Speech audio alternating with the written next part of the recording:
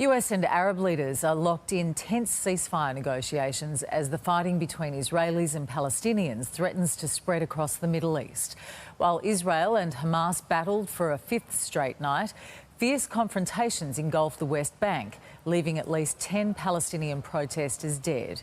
It also triggered clashes on Israel's border with Lebanon.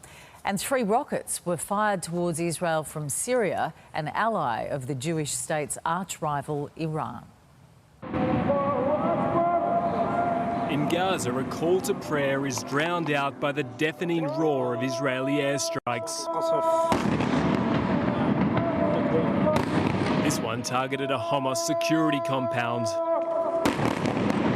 Another pummeled a bank affiliated with the Islamic militant group.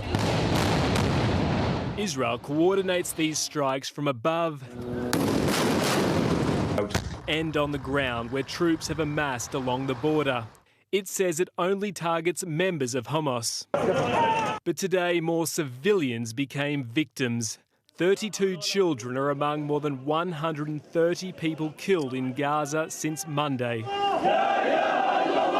Another 10,000 have been displaced. Their reality gives new meaning to misery. Hamas must understand that shooting rockets into Israel is unacceptable, and ultimately it hurts them more than it hurts us. But it hasn't stopped. Wow! This rocket blowing up an oil tank in the southern Israeli city of Ashdod is just one of hundreds fired by Hamas militants from Gaza just in the last 24 hours. As with each day, the conflict intensifies and broadens to more fronts.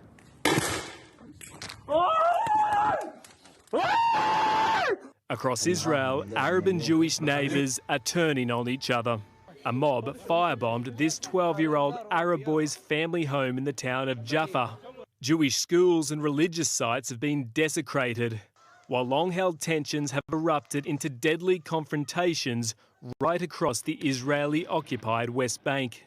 A lot of conversations we have may happen behind the scenes because that may be the most appropriate way to de-escalate the situation on the ground. But the conflict is now spilling across the border into countries where anti-Israeli sentiment runs deep, making those attempts to defuse the worst fighting in years all the more difficult. Adam Gleeson for 10 News First.